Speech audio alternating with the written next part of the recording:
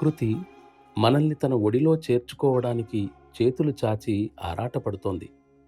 దివ్యానుగ్రహం పూర్తి శక్తితో ప్రవహిస్తోంది.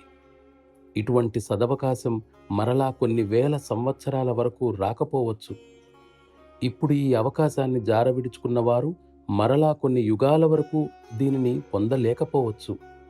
మరొక దివ్య వ్యక్తిత్వం ఈ ప్రపంచంలో అవతరించే వరకు ఈ అవకాశం మళ్ళీ రాకపోవచ్చు. మోక్ష సాధన, సాక్షాత్కారం మరలా ఆ సమయంలో సరళం కావచ్చు. అయినా ఈ రోజున్నంత సరళంగా ఆ సమయంలో ఉండకపోవచ్చు. ఎందుకంటే ఆ సమయంలో నిర్మాణాత్మకమైన కార్యక్రమమే తప్ప విధ్వంసక కార్యక్రమం అప్పుడు అమలులో ఉండకపోవచ్చు. ఈరోజు చేసిన చిన్న త్యాగం కూడా అతి గొప్ప ఫలితాలను ఇవ్వడానికి సహాయపడవచ్చు. దివ్య సుధాధార ఇప్పటికే ప్రవహిస్తోంది. కనీసం ఆ దివ్య మహాసాగరం ఒడ్డుకు చేరుకుని స్వచ్ఛమైన దివ్యమైన గాలిని పీల్చుకునేలా అక్కడి వరకు చేరుకోవడానికి అవసరమైన కనీస త్యాగాన్ని అందరూ చేయుగాక.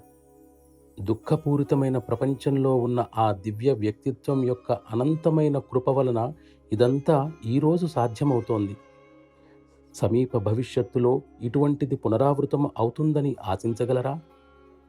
ఈరోజు జరుగుతున్నట్లు కేవలం కనుచూపుతోనే అనంత పరిధులు దాకా కొనిపోగల సరళమైన అవకాశాలు మరల సాధ్యమా?